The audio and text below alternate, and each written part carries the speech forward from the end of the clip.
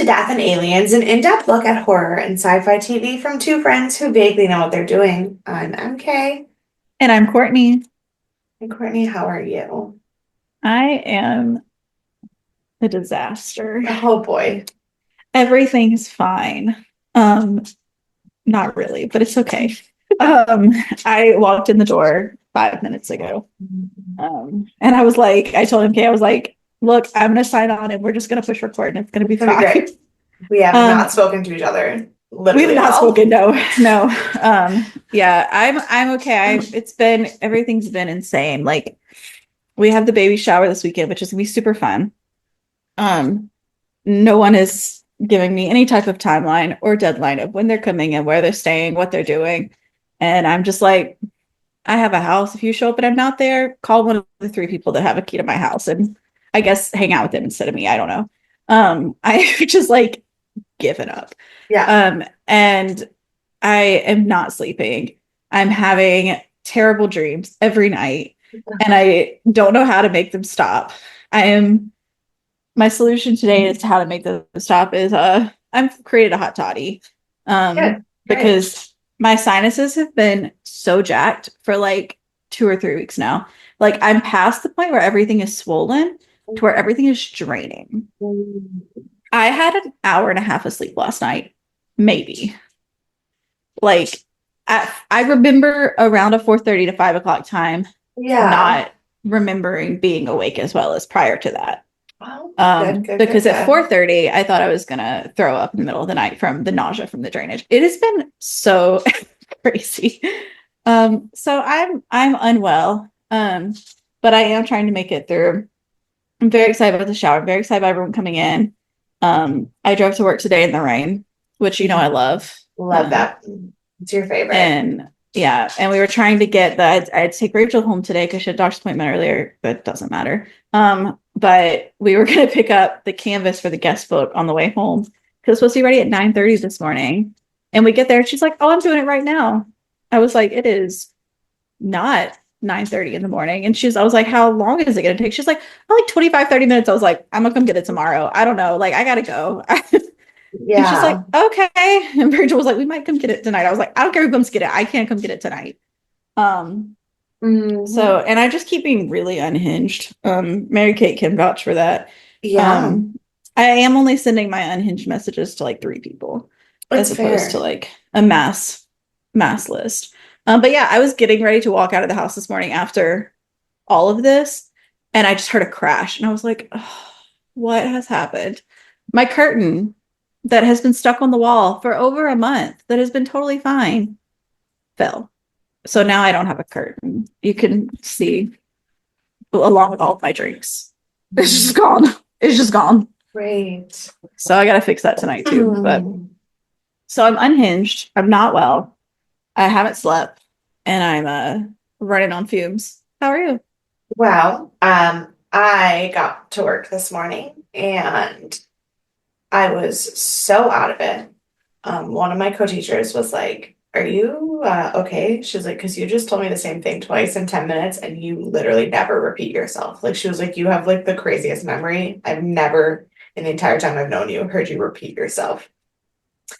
So then about 10 minutes later I went home. Okay, that's good. That's good. I just like I'm coughing. Like I was totally fine. Woke up Friday morning with just a little bit of a cough, and then like Saturday was dying. But I still worked all weekend. I realized today I haven't had a day off since February 23rd. Um, and so Yeah, we knew that. We knew that was happening. yeah, but like But it's different what when you're at the end of it. it's different when you're at the Yeah. end of it, and I mean I still don't have another day off until next. I am I doing anything on Sunday? I don't think I'm doing anything on Sunday. No. Oh no, I am. I lied. I don't have anything a day off until the 16th of this month, I think. Despite the fact that spring break starts next week, I'm still doing things every day. Like I have a it's question. I've yeah. made a terrible mistake. What's your terrible mistake? Um, I think I created a group on Snapchat Oh, and I don't know how to get rid of it. You're in it if I've created it. Well, I didn't get anything, so Oh, amazing. unless you send something to the group, I think it will just exist. Um, So all these people are going to just be on each other's Snapchat now.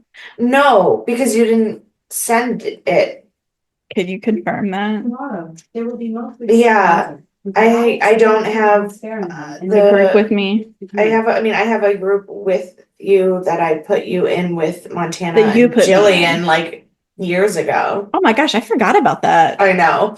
Um, when I was trying to Okay, figure out I how to just have had a real panic attack because not one of you people know each other, and that would have been a real awkward group chat. yeah, no, the group chat, the only group chat I have with you in it is the one that is Monty, Monica, Jill, and you from like Yeah, 3 years ago. Jesus Christ. Yeah, you can leave this in. This is fine. Okay. People can know how unhinged I am Yeah. today. But so like I literally came home and slept all day because like I could not function. And like Chrissy was like, I will take your class. And Caitlin's like, and during your ninth grade class, they all have to finish their global essays. So like they'll have work to do. And I was like, Amazing. great. Because also tomorrow is state testing and I'm the head proctor for all the L's for the New York State exams. So like I was like, I can't just like Not be there take, tomorrow. yeah. But I also only took a half day because so my school, if you end the school year with 10 unused PTO days, you get a bonus. Ooh. And I was at 11. So I took a half day so that I'm still at Oh. 10 and a half. Oh, yeah. I see. I see. Yeah, You had 11 yeah. and a half left. I thought you were saying you used 11 and it No, was, no, no. I I had followed. 11 left. So then I took a half day today. So I have 10 and a half left. So then I was Nice. like, guys, I was Nice. like, this last half day is only if I'm dying. Right. If there's blood coming out of my body, then you can leave. Yeah. Otherwise, hold me here. Otherwise, I gotta be here. Yeah. I just like, it all just hit me today that I was like, oh, I'm not functioning. Yeah. Because like I had all of the build up to the wedding, and then I was like, oh, living in La La Land for like a couple weeks after the wedding. But then I've been like working so much because obviously like Dan and I paid for everything for the honeymoon. And so like we don't have money. Which is actually so untrue. We paid so much money for the honeymoon already, but truthfully, like we have money. Like we're fine. It's not like that bank erupted It's not us. like you're me. Right. No. It's not like we're trying to borrow money to pay our bills. Yeah. We have money. It's just like you can't spend all that money and then just like hope it'll come back. Right. No. Yeah. Kirsten texted me today and she was like, oh, I have my half of the money for the cruise now. I was like, I can't talk about this today. No. I was like, can we talk about this tomorrow? Yeah. So I'm But truthfully, all it's like 250 we need for tomorrow. It's not like the whole cruise, but yeah. But I'm like, so I'm doing really, really well as well, obviously. excellent. Excellent. This is gonna go well for us. So good. So since we're both literally on the verge of a nervous breakdown, Yeah. do you have any advice for Yeah. us and the listeners who are probably also not doing well? Did you hear that? Okay, No. you didn't hear it. I mean, The I saw your face, but I didn't hear anything. and this is how it's because I haven't slept and I just lost my mind. The guys are all part of the Luling Volunteer Fire Department. And they drive by and they turn on the siren when they pass my house. And normally I'm like, oh, hey, how's it going? This Yeah. time I was like, why have you done this? And it's like they do this every day. This is not a new thing they do. There was a sweater on my bedroom floor last night, and I walked in the dark and genuinely thought it was a human body. So like, Okay. I upset everyone today. It's fine. This is perfect. This is perfect. If you aren't going all the way, why go at all? Joe Namath. I This don't is I don't think that was originally meant to be about the off the edge. yeah, if the shoe fits. I'm hoping that this hot toddy that is a little bit too much whiskey clears out my drainage and clears out my head a bit too. So Well, Maybe by the third episode we'll sound be like normal people. again. Yeah. I doubt it. At least on my end. Yeah. But this episode is speaking of insane. The text that I received from Courtney while she watched this episode. I had to stop at the end of this episode. I walked into Rachel's office and I said, I need to tell you the plot of the episode of Stargate I just watched. And she just looked at me. She's never seen Stargate. She knows nothing about it. So I was like, so it's about Sam. And then I was like, she's the like token woman in the Stargate show. Yeah. And then I just like went off and she just burst out laughing. And I was like, today is not the day. I've never been so attacked. It was Yeah. The scene that I'm sure is exactly why you're upset. I watched it and then Dan was in the kitchen making dinner. When I was watching it yesterday, I go, come back in here, I need you to watch this. Just this scene. I just need to experience this not by myself. So we are talking about Stargate SG-1 Season 7, Episode 13, Grace. It came out on Friday, January 16th, 2004. It was rated 7.1 stars. People did not really people did not really care for it. I do understand. I love it, but I do understand why other people don't. I was like, this is slow moving, but I can stick with it. This is probably a lower rated, like 7.6 or something. Like, that's fine. And then we get to like that final like few minutes, and I was like, burn it alive. Burn this whole showdown. I'm done. 2 stars. The same book and song are our top still, but the top movie is Along Came Polly. Oh, with Jennifer Aniston. Yeah, Jennifer Aniston, Cool. Ben Stiller. I know the movie. I have never seen it. I think that was just a little bit too old for me when it came out, and it didn't have the same like longevity that a lot of other 2000s rom-coms did, so it just like never made it into my film. I can't be certain if I've seen it because I've seen almost all of Jennifer Aniston's films and the majority of Ben Stiller, so like I feel like I've seen it. Right. But I can't be certain that actually happened. Yeah, but like I was 11 when it came out. Yeah, no, I didn't watch it when it came out. It would have been later on. Yeah, no, but I'm saying I was 11 when it came out, and I just don't think it had the longevity to last into the time that I started like hardcore watching rom-coms. On this day, I also made Dan listen to all of my on this days because I felt really attacked by everything that was happening in the news that day. On this day, the president of Taiwan gave a speech reiterating the four no's policy, which basically said that as long as China takes no military action, Taiwan will never try to declare independence. However, on the same day, China arrested a bunch of officials in Hong Kong under suspicions of them being British spies. Sure, yeah. Sure. So we immediately messed everything up. I mean, didn't step into Taiwan. But and just to make us feel even better, the U.S. debt hit $7 trillion that day. What are we at now? 7 good billion? 34 trillion. Yeah. What's new? Yeah. This episode was directed by Peter Wost, written by Damian Kindler, and edited by Brad Rines. So you do not need to punch Jomo in the face. Who did you say it was written by? Damian Kindler. Yeah. He also wrote the last Prometheus episode. This is kind of his thing. His shtick. Yeah. The guest star.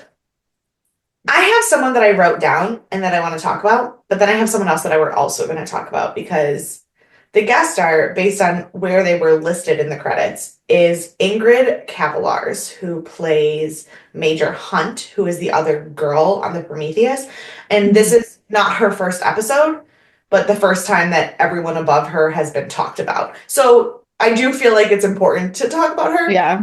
But then we also have to talk about someone else because that other person won't be in the show again. So I feel the need to mention that. So Ingrid Cavallars is known for Dreamcatcher, Regenesis, and Stargate. She has a twin sister who also acted a little bit, but like 3 or 4 roles total. But both her and her twin sister and her older sister all competed at different times in the Miss Teen Canada pageant. She won Miss Teen London because she's from London, Ontario, which is very close to me. And I have a friend who lives there. nice. I've been there. I don't live there, but I've been there. But she won Miss Teen London and came in first runner-up for Miss Teen Canada. Her twin sister, 2 years later, won Miss Teen Canada. Oh, However, I don't really have much else to say about her because all of her social media is private. good for her. And I was like, you know what? Fantastic. Like, do what you gotta do. Protect your family. She has 2 daughters. She's probably just like not about that life. And Not about I'm it. here for it. The other person who I didn't write down, but is important because Courtney immediately texted me, is Sasha Pieters. I don't know how to pronounce her. Peters, I think. Peters? I don't know how to pronounce it. Peters. It's I don't know. yeah. I've seen her in life. I saw her at the premiere of The Perfectionist. Is that what the name of the spinoff Yes. was? Yeah. Yeah. So obviously she is most famous for the Pretty Little Liars and subsequent shows related to Pretty Little Liars as I didn't even look it up. I just saw her face. She just in her texted me and was like, "Is this Allison?" Yeah, this is Allison. The other thing that I know her very much from that is pre Pretty Little Liars, is that she was the princess in Shark Boy and Lava Girl. I never watched that one. What? I quote Shark Boy and Lava Girl more than is appropriate for a 33-year-old woman. Like, but that was actually the role that she did immediately following this episode of Stargate was Shark Boy and Lava Girl. So like I knew what she looked like as a little kid because I watched movies of her as a little kid. Yeah. But yes. But Sasha is wonderful. She's great. She was on Dancing with the Stars too. She was on shortly Dancing with after the The Stars. Perfectionist. Yeah, and she did really well with that. She on Dancing with the Stars got really into talking about how a lot of her weight gain had to do with being diagnosed with PCOS and what the female medical world is like and how terrible that is and I just like really respect her as a person and Yeah. how open she's been about like what it's like to be a woman and why it sucks. Yup. Yeah. And so that she is the other little guest star in this episode. I lost my mind. This whole episode, I was like, I don't even know what's going on. So well, that's all my trivia. Okay, so the previously shows us the last episode of the Prometheus for a recap in case you guys forgot because that happened I think last season was all the Prometheus stuff. But basically Prometheus had a bunch of issues. It got stranded in space. They're like slowly moving it from port to port via like getting it to a planet with a Stargate to do some work on it and refuel it, and then getting it to a planet with a Stargate so that it can only use its hyperdrive for like short periods of time. We saw all that in the previously on. In this episode, we are back on the ship. Sam is there. She joined them for a leg of this trip of moving the ship, specifically because they were going to pass this giant like gas cloud that was similar to like a nebula, and she wanted to study it, and she was being Sam and nerding out about something that no one else on God's green earth cares about. Right. And they're still trying to get the ship home using the modified hyperspace. They drop out of hyperspace for their next checkpoint, and a ship is immediately heading toward them. And then we get the credits. So, starting off strong. And that's the thing. It didn't really actually start off strong. It just devolved very quickly. And post credits, the ship heading toward them is not slowing down. And they can't return to hyperspace for at least 2 hours without blowing everything on the ship. The science weapons officer guy in the corner, he gets some weird readings off the approaching ship. So they try to contact them and it doesn't respond. And instead it starts firing up at them.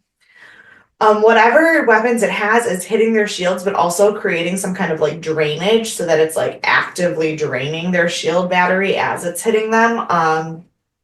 and they fire back, but the ship is destroying their weapons. It all looks really, really bad. So Sam suggests diverting power back to the engine to try to move the ship physically into the gas cloud in hopes that it will make it harder for the enemy ship to visualize them so that they can escape. The ship is failing. So Sam heads down to the engine core, to manually shift the crystals in the core when they get hit, and she bounces off the wall and hits her head in one of the most intense looking concussion scenes I've ever seen for no reason. Yeah, for no reason. So she gets knocked out. Sam wakes up and tries to call the bridge, but everything is like way too quiet. But then she sees a creepy little girl. Because what else? What else is Because new? this episode was like, let's just be like, for a good half of the episode, a straight horror movie until you figure out what's going on, and then you're like, what the fuck is happening? Yeah.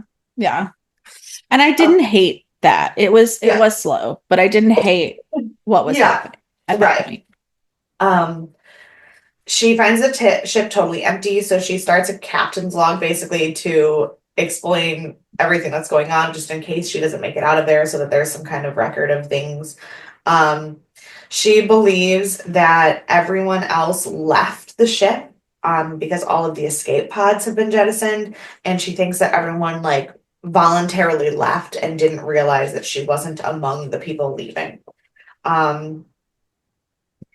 She can't get the engines back on, and she thinks it's probably due to whatever is in the gas cloud. So she tries to open a hyperspace window, but that also fails. So she is now trapped with no way out of this gas cloud. Then suddenly Tikapio. I said, You want to try that again? appears.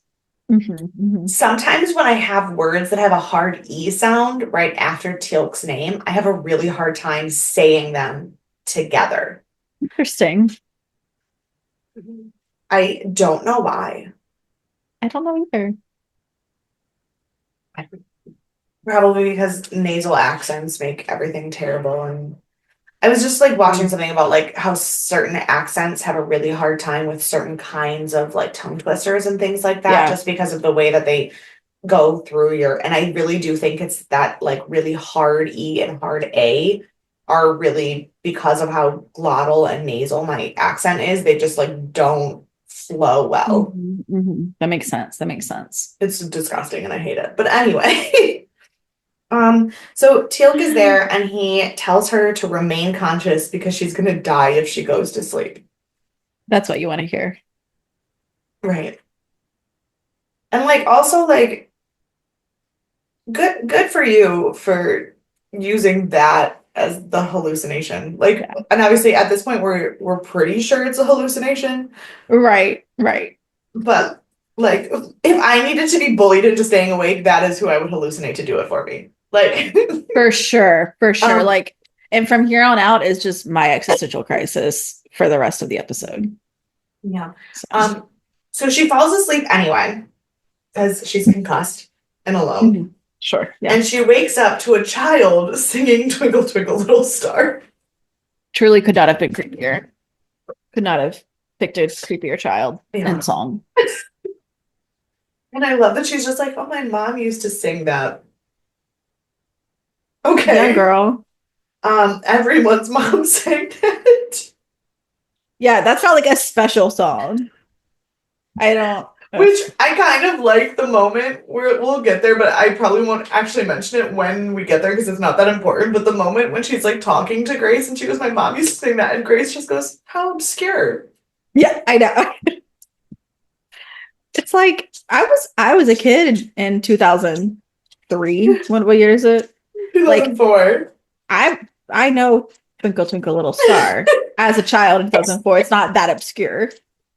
Zara sings Twinkle Twinkle Little Star as a child in 2025. Like, what are we talking about?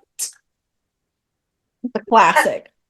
Anyway, she activates a distress signal and decides to wait for help. But since she's going to be waiting for a while, she goes in and like catalogs all the food on the ship and figures out how much she has and what her rations should be for the longest time to stay alive. But the little girl just keeps showing up and she appears again and is like, hey, come play with me. But then immediately disappears again.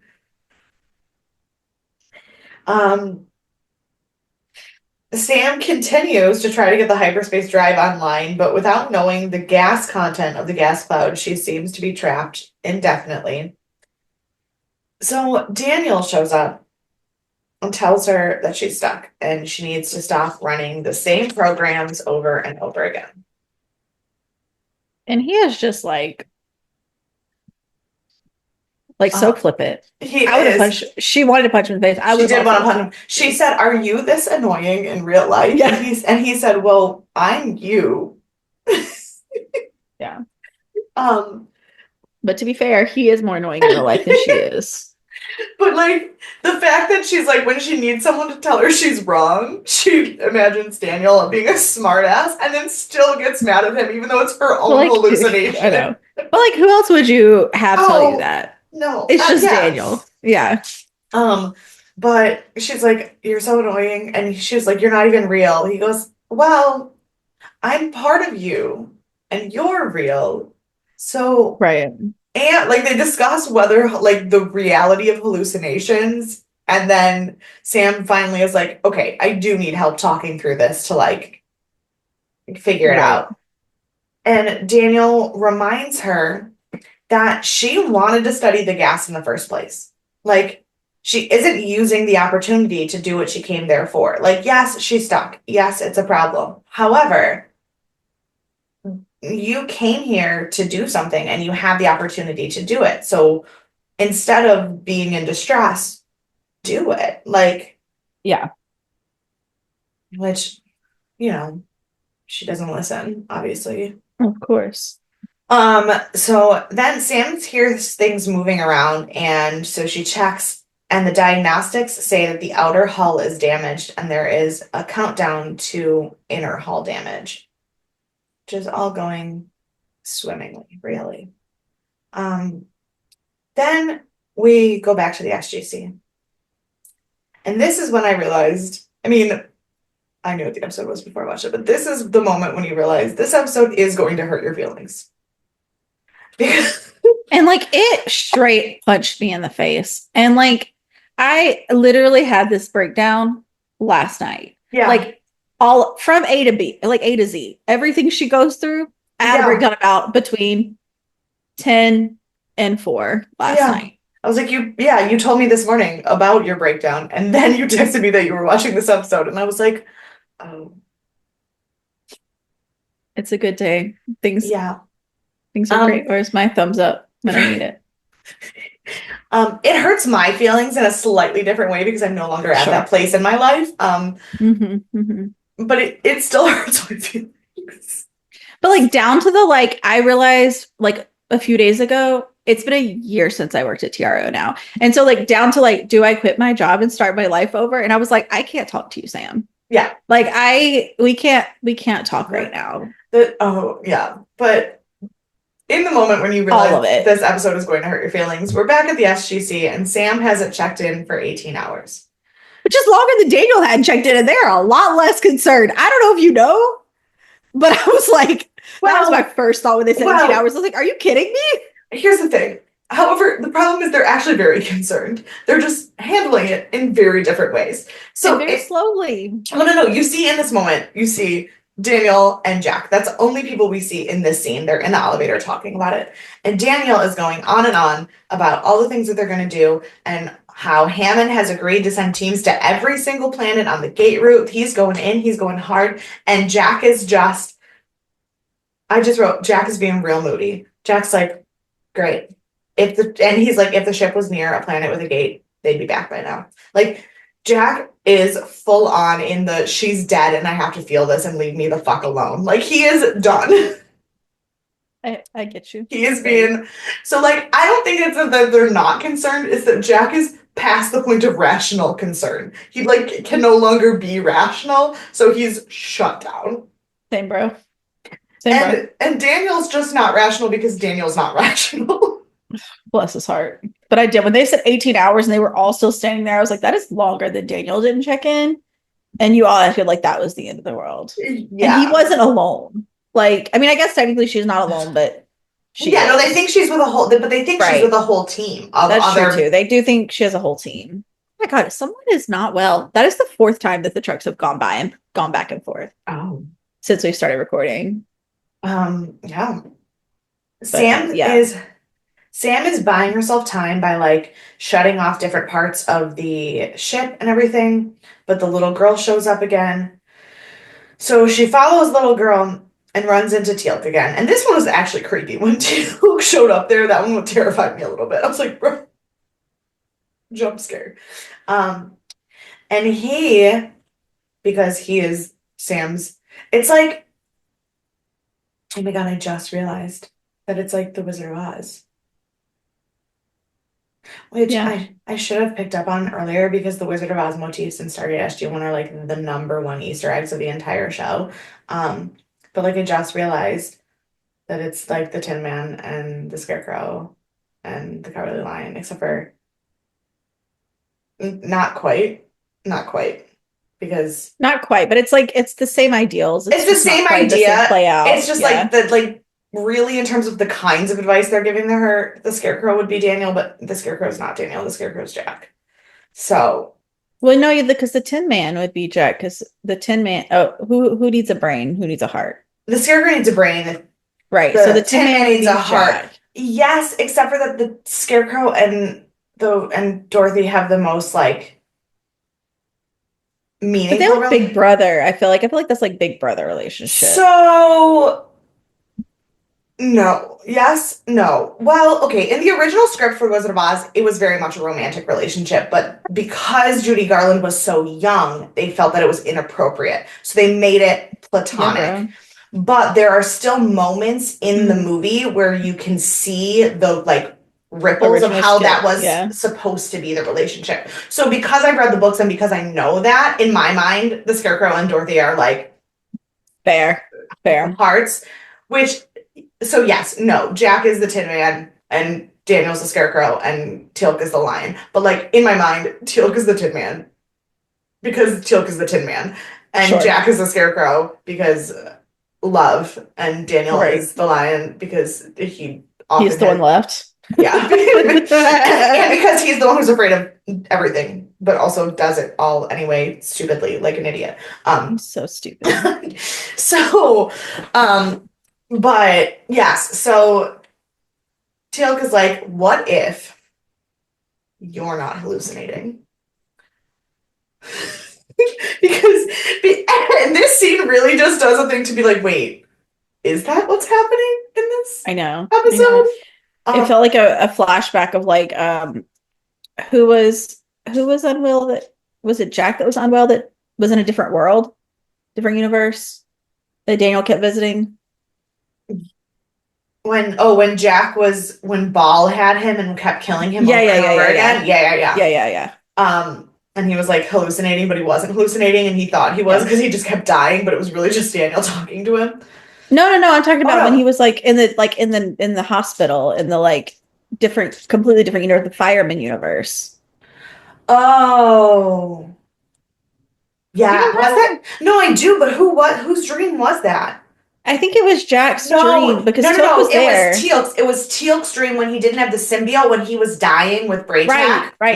Yeah. Yes. When he and Braytac were dying, and then the three worlds were all happening at the same time. Yes. I was like, no. I know what you're talking about, but that's a different dream. Yeah. Yeah, right. And then Daniel was weirdly his psychiatrist, but he was still an agent. Yes. Okay. Okay. But so he's like, what if you're not hallucinating? What if you are a prisoner on this alien spaceship and they're probing your mind, and everything you do to fix the ship is giving them information, and you should just stop working? Which,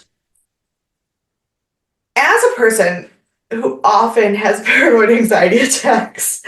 That is a terrifying thing. It is. But as soon as he said it, I was like, oh no, that's got to be what's happening. That didn't question. I was like, this must be Yeah, what's happened the whole time. right. But then it's like, and then you start to freak out because you're like, wait, Sam, how much information are you giving them? Do you know how to stop? What if you do stop and then it wasn't true? But then what if you don't stop and then it was true? And it's Because that's who that happened to. Was it Jonas that they had in the like machine? Or was it Daniel? I can't remember how many seasons ago that was. I don't remember which machine we're talking The about. the lady, the lady. Oh, that Nirti, was- when Nirti was Yeah. probing his mind, yeah, that was Jonas. Yeah. So I was like, it could have been like that, but in this like Right. other mental state where you had a little more control of what's going on. Like you're actively doing it, whereas Jonas was just there. Yeah. But yeah, so I was like, that very well could be it. Yeah. So Sam promptly does not listen to Teal'c's advice. Which- and Good. yeah. But immediately tries to figure out a way to move the ship out of the gas bubble without turning on the engines. So she's gonna like basically open the airlocks to every other part of the ship and like propel herself forward. Which I really want to see the science on how that works. Like I think I understand, Yeah.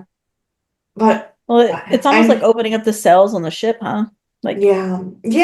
Like I guess because like then all the air rushes out yeah. and then the And because force, of the like gravity they have, because it's probably Right. not regular gravity. right, and because of the force of the air and the Mhm. ship, it like I don't know.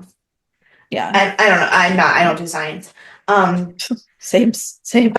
As she's doing this, she sees the little girl stuck on one of the levels that she's trying to jettison, just like holding onto a pole and like flying. And Sam's like, oh my God, I'm killing a child that I don't think is real. Right. Um, I thought the whole time it was gonna be like a Nirti, not Nirti, obviously, but like it was gonna be some like big bad that was like just kind of shifting between these different people. Once the girl was not Tilk and Daniel and Jack, but like once it started shifting towards people at the end, I thought that was what was gonna happen. So, as she goes to rescue this child, she runs into Daniel.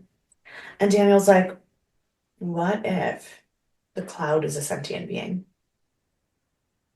These people, like if And you weren't having an you- existential crisis before this episode, Yeah. you are he's now. he's like, what if the cloud is a sentient being and by being stuck in it, we're hurting its feelings and it won't let us out and we have to talk to it. I'm gonna punch him in the face.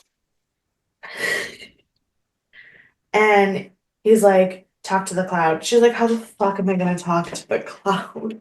He's like, Right. and he's like, what if the little girl is the cloud?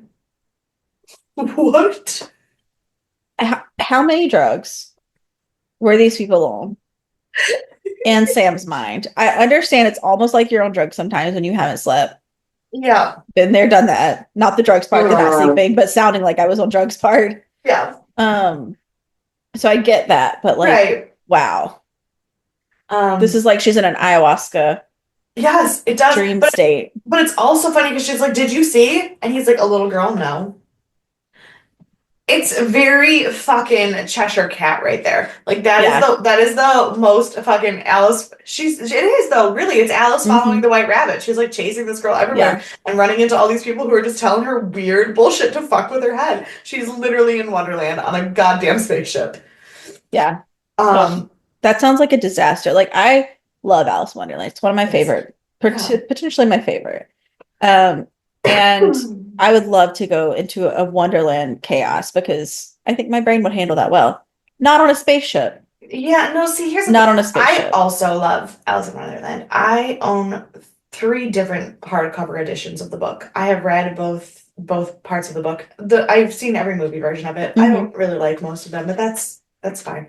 I like the cartoon one. That's the one.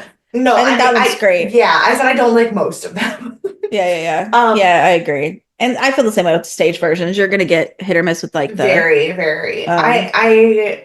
I was in a stage version that I really, really liked. But also that was your weird one though, wasn't it? Yeah. Was that you that was in like the sci-fi like one? No, it was It was Noelle. Oh, okay. This one was a physical theater one. So like it was done by Push Physical Theater. So basically like there were no props or sets. It was all like done with your bodies and done with like so it was weird in the sense of like what we did, but the script wasn't weird. Like it was Oh no, very this was like some weird sci-fi spin on it. She did it. She went to a like a performing arts school for high school in California. So like they did weird weird shit. stuff. Mhm. Yeah. But So it like must have been her, not you. yeah, but Alice in Wonderland and Wizard of Oz, two of my favorite things in the entire Mhm. world.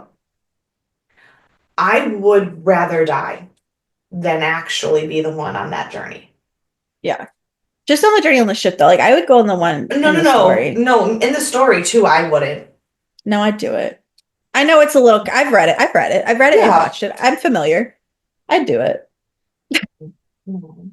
I think I would like to not go alone because I don't do well in the that dark. the first time the Cheshire Cat said something cheeky to me, I would throat punch that bitch and then I would have I know. problems. I know, because that's how are you gonna learn any more information now? And the Well, no. caterpillar, Fuck the caterpillar. I yeah, yeah. And fuck the Tweedles. And like I no, I'm done. Like I could not in my like handle any of those. And the fact that this is what her daydreams are and like where her imagination takes her, girl was abused. Like I'm not not safe. Yeah, Um, yeah. but at a spaceship, 150% no. Mm-mm. Mm-mm. I need to be grounded at least. I at least need to know I'm like touching the earth. I don't Yeah. need to be in another dimension that I don't Yeah. know And I enough think about. in general, if I can't touch grass, like I love aliens. I love space and the concept of it. I'm all kinds of nerdy about it. I fucking love aliens. Should I write a spaceship or alien themed Alice in Wonderland book? Yes. Okay, I'm gonna add it to the list. But also, one of the things that causes her breakdowns during it is that she can't touch grass. Mm-hmm. Mm-hmm. I don't need to touch grass. I'm real fussed with the grass right now. So I don't need to touch it, but I do need to know it exists, and I need to know that I'm on the ground and I'm not in a different place. I need to I be able to mean, see it. I don't need to touch it, but I need to I see it. mean, yeah. I mean, when I say I need to touch grass, I mean I just need to like be in the world. I need to like Right. fit and like physically be outside on the planet, breathe air, Mhm. touch the ground. Like, yeah, Be grounded yeah. with earth. Yeah. Anyway, she's losing her fucking mind. Fair Um, though. Fair though. she passes out again and wakes up to the little girl, and she's like, "We need to talk." So the little girl brings Sam some food and says that her name is Grace. And they're trying to have a conversation. And then Grace disappears and Jacob appears. This is And this where scene, I almost started sobbing at work, and I was like, these people already think I'm crazy today. I was already like hella late to work and real feisty. I yeah, literally started my conversations with, I need to vent to you, but I need to warn you that I had an hour and a half sleep before I start venting. Like I was yeah, not well. So they would have just like they left me alone most of the day. So they probably would have seen me sob and just been like, I don't know. yeah, no. So Jacob talks about all of his regrets of being a parent and how he had so many dreams for Sam. And he asks Sam if she's happy. And she says yes. And he tells her that being content is not the same as being happy. And Who else has given that advice? Sam Sorry. has always been alone. And that love is not, and I don't even think he meant romantic love, just that Sam has always focused so hard on career and ambition that she doesn't love anyone. And he is talking about how even though her mom died so long ago and they didn't have as much time together as they should have, she was the one thing in the world that kept him focused on anything other than his career and the one thing that gave him joy. And that even knowing that she was going to die as quickly as she did, he would have done it all over again. And Sam is just crying and I'm crying. And I'm like, and I'm sitting there and I'm like looking at Dan and I'm like, I would pick you too, even if I didn't have to.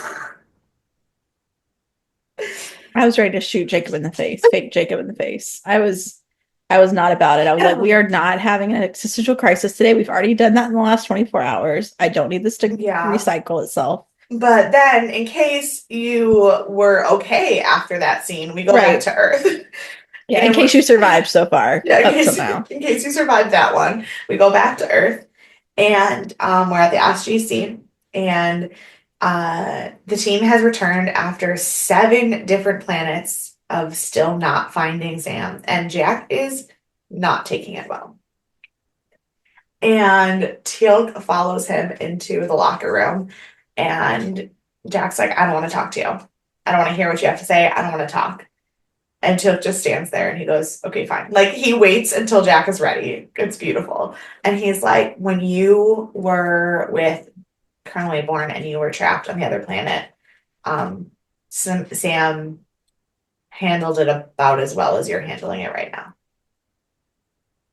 And Jack's like, what? You didn't? And he goes, you're my brother.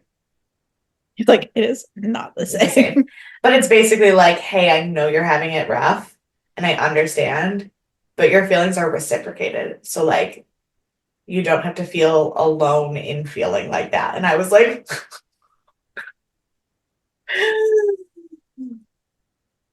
yeah. So Grace is blowing bubbles, and Sam asked Sam to play with her. And Sam immediately, because she's so hard in her spiral, starts talking about how when she was a kid, she didn't like playing bubbles because all she could think about is how do bubbles even exist? And like going into the fact that she's been having mental crisis since the age of apparently 5. Yeah. And I wrote because she was never a child. Right. And then she does start playing with the bubbles and she like has a moment where she like feels something. And then Jack appears.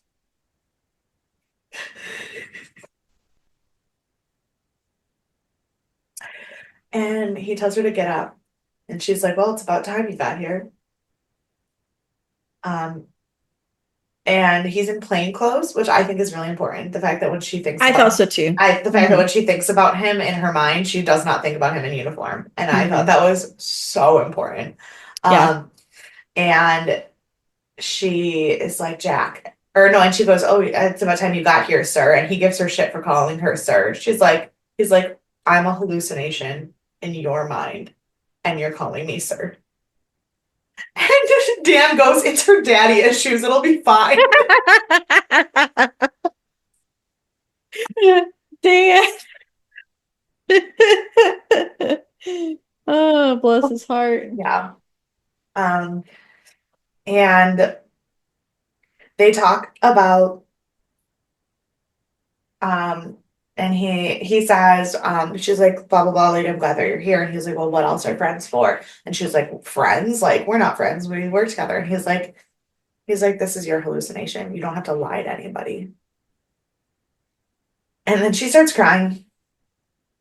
And she talks about quitting. And then I start texting Mary Kate about how she's going to murder someone. And then she starts talking about quitting the Air Force so that she could be with him. And if that's really all that's stopping them, and he was like, well, I would never ask you to like quit your career. Like, that's not what this is.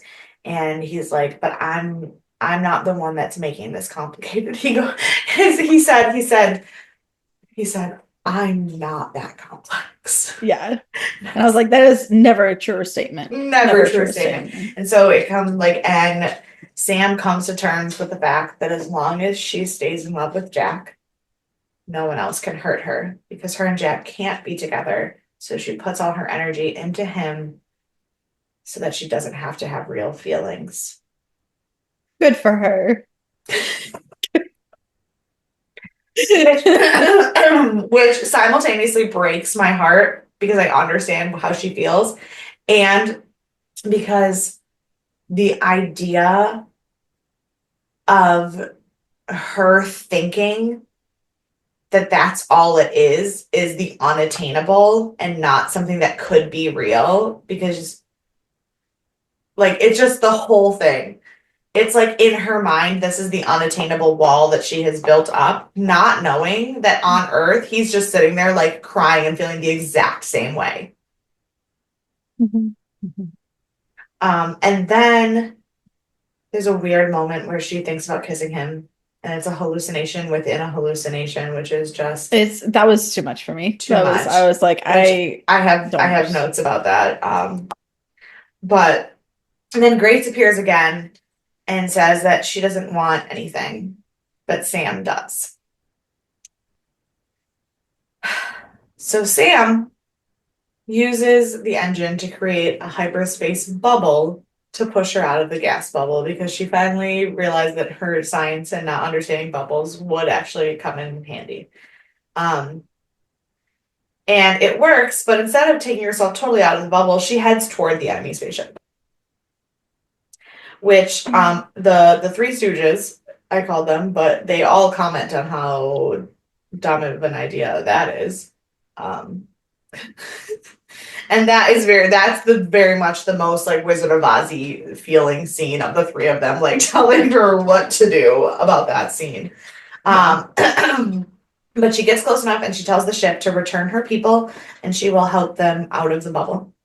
So they do. She gets everyone out, and then the enemy ship just leaves and holds up its end of the deal. And they get Sam back to the SGC because now she passes out because she's been fighting a concussion like for 17 years. Yeah. And Jack is waiting for her. And she does call him Jack, and he was like, "Excuse me." I know. Um, and we find out that it was only 4 days, even though it felt like A lifetime. a lifetime. And Jack tells her that when she feels up to leaving the infirmary, Daniel and Teal'c are planning a party, and that there will be cake. And then the cake was his idea. It was so cute. It was so cute. So that is the end of the episode. Do you have any last minute thoughts or feelings before I go into trivia, other than No. being personally victimized by this episode? No, I was personally victimized. I feel attacked. Damien Kindler can go straight to hell. That's where I am. So in my trivia, this episode has a very similar feel to a Twilight Zone episode called Nightmare as a Child. And in that episode, the Phantom Girl turns out to be the younger version of the young woman who's being haunted. And they said that this is very plausible for that. But they intentionally leave it open-ended to not know who this child is. And my next note says, check note on phone, because I took a picture. I didn't want to write this whole Excellent thing. directions. Yes. Then so it's Amanda Tapping gave an interview about this episode, and what she said, I really liked the whole thing of what she said, so I didn't want to like cut it down. Yeah. Cut it down. So I just took a picture of it. But she said, in the interview, they asked her, do we ever find out who Grace was, or is that open and left open to the fans' interpretation? And she said, it's left open for interpretation, but she said it's left open for my own interpretation too. I mean, Grace could be Sam's child within. Grace could be Sam's hopes and dreams for having a child. Grace could be the child Sam left behind when she, focused all her energy, becoming an astrophysicist woman and forgot how to be a kid and forgot how to enjoy life. So she's a bunch of different things. In my mind, so like Amanda Tapping said, I chose to make her Sam's potential future. Is she giving up family, which is what Grace deals with, what Sam struggles with? Or is she giving up the chance for a family and a normal life because she focuses all her energy on the SGC and what she's missing out on in life? If she were to have more of a life, like, could she bring more to her work? So I really liked that. I like that too. And then my other note is about the kiss. Now, Jomo, our dear friend, he did not write this episode, but he's obviously one of the main producers and Right. everything. He hated that moment. Good for him. And then he was like, "No, let me clarify. I did not hate that moment because it existed." He was like, "I am very pro Sam and Jack being endgame." Like, he's like, "I'm all about that. I think that they do end up together. Every time he was like, I love a good shipper episode. Like, I love those episodes that give people the hints of the fact that it's there." That idea, not my problem. The fact that it was an awkward, confusing hallucination within a hallucination that didn't really need to be there for us to understand. She was like, it didn't need to be there for us to understand that was what was happening. I did not like it. Yeah, and that's how I felt. And I very much agree because, and you guys, you know me, I am like the #1 Jack Sam shipping fangirl. It does not work in this episode at all. And they could have just had the kiss with the hallucination. They didn't have to do all this weird. She didn't have to hallucinate and then apologize to her hallucination for having another hallucination when it was already a hallucination. Also, who's kissing their hallucination? It's just team too much. Yeah, team too much for sure. Yeah. So, everyone punch. Every single person. God, I do. I just want to punch everyone. If I have to narrow it down, I want to punch the hallucination of Jacob. Okay. I disagree, but I understand why you feel that way. Thank you. Thank you for understanding. I want to punch real life Daniel. Because he does care about Sam, obviously, but he is really bad at hiding the fact that the idea of going to that many more planets is exciting to him, and that's a bad friend. And Jack is not having that shit. So, who is your MVP? Sam. Yeah. Because she's going through it, and I get it. Yeah, and she makes it through on the other side. She sure does. So here's hoping. Everything is great. Sam is wonderful. Really, this episode is not about anyone but Sam. It's actually really interesting. Amanda Tapping went to Martinwood, and Martinwood is like the head producer after Richard Dean Anderson.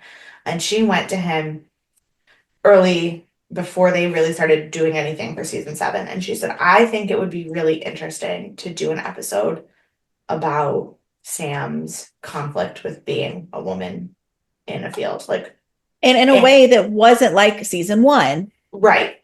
Yeah, in a way that's more personal to Sam's journey, not to like women as a whole. Right. And he was like, well, and he told her, he was like, interestingly, we have that lined up. Like we're on the same page. Like we want to do that too. So like it was a whole team effort. Like Damien Kindler wrote the script for this, but it was a whole team effort to get this episode and what it meant for the character out there. And I think that's so important because like it was like it, of course, it addresses like, are you going to be a mom? Are you going to be married? Are you going to do your career? And like all things, but it was like real life, not like you're meant to do all these things and you're fighting against it. No, it's like, I have to decide what I want. Right. Now. And it's also like Daniel has been married and lost his wife. Mm-hmm. Jack has been married and had children and lost his child and got a divorce. Teal'c has been married and has children and lost his wife. Like they've all had love and lost it and are in this because that's where they're at in life. Sam has never. Sam has been science first always. She has never been open to it. And we've done so many other things in exploring the other characters' personal lives and their personal struggles. But Sam's always been the struggle of like, will she or won't she with this alien, or will she or won't she with this alien? But never about what it means for her to even question it. And I think that was so important. And I also truly I think Sam is the heart of the show. Yeah. And I think that's something that we will talk about much more once we finish all of SG-1 about like where the different characters stand in terms of like how important they are to the overall like Right. journey of the show. But in my opinion, Sam is the heart of the show. Yeah. So I think this was really important. And so Sam really is the correct answer for the MVP, but because you're gonna pick her, and I always try to do it so that we don't pick the same person, I am picking the hallucination of Daniel purely for understanding that he is the most annoying person in the entire world. Yeah, that's perfect. Yeah. I did really like how this one was portrayed. And you are right. Like it's been a lot of surface level for Sam so far because you see, like, I mean, she's so important, she's so integral, but it's not her person. Like she is are they going to catch the ticking time bomb? Is she going to figure it out? Right. Are her I mean, science skills going to come through? Well, and we have had some, like it's not to say that we haven't had any, because I do think the episode where we have to address her relationship with Jacob and we find out that her brother doesn't talk to him either and what happens to her mom and all of that stuff, that's so important and it shapes her backstory so much, especially because like we had that early episode where we get the flashbacks, like when they're stuck in that Groundhog Day thing and we see Jack's flashback and Daniel's flashback. And then we also had a bunch of stuff about like Teal'c's dad and Kronos killing him and everything. And so like we've had these things about how they got to where they are. Yeah. So, and that's great. And we got that with Sam with the backstory of her dad. But knowing how they got there doesn't mean that they're done growing. Right. And we see their other struggles all the time. We see Daniel every week going through it. Well, I feel like Daniel has never stopped going through it every day.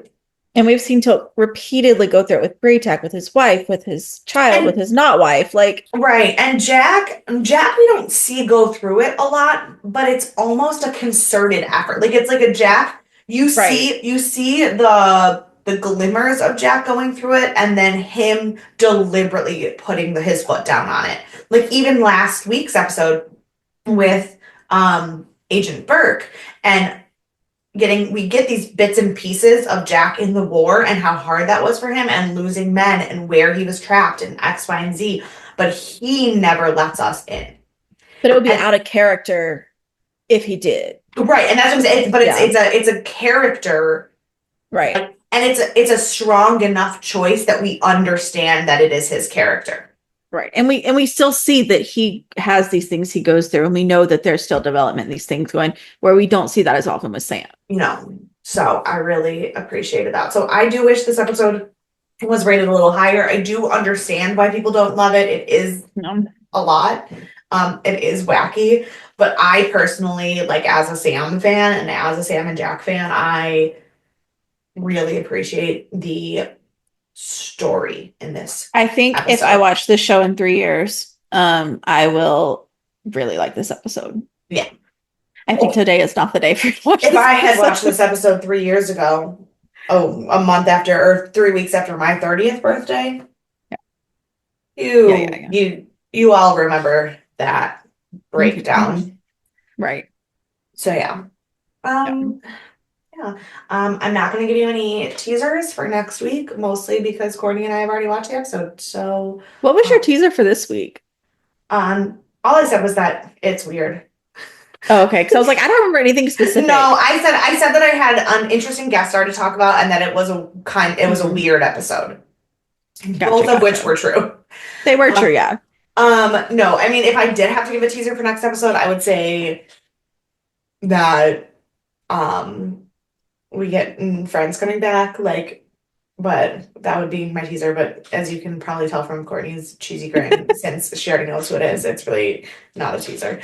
It's a teaser for you guys. It's for you guys. For me. So yeah. If you have any questions, thoughts, just want to help us through our midlife crises that we are going through right now. God, this is not our midlife. We are going to live longer than that. Maybe. We die mid-60s. Are you dying mid-60s? I don't know. Oh, bro, I can't. I just talked about having existential crisis. No, I know, but we also just recorded an episode about how we don't want to live that. Look, those are not the same. Those are not the same thing. And like, I don't want to be 120 while everyone's dead. I don't want to live forever. Yeah. But like, I can make it to 70 or 80 probably. The women in my family made it pretty far. Like, that's true. The women in my family definitely outlived the men for sure. For sure. Most of the women in my family didn't die till they were in their like 90s. See? So I probably will be fine. It's a quarter life crisis. A It's a third quarter. third life class. What is a third? A third life crisis? A third, yeah. But I also saw something that was like, I can't go through a midlife crisis when my entire life has been a crisis. Mhm, And mhm. I felt that in my bones. Yeah. So whatever crisis we're going through, please give us mental health advice. We clearly need it. And you can do that at deathandaliens@gmail.com or on any of the social media at deathandaliens. You can find me everywhere at EMKAY_superstar. And you can find me at CE Cloud 13. And we will see you guys on Thursday for the finale of Hannibal. Bye. Bye.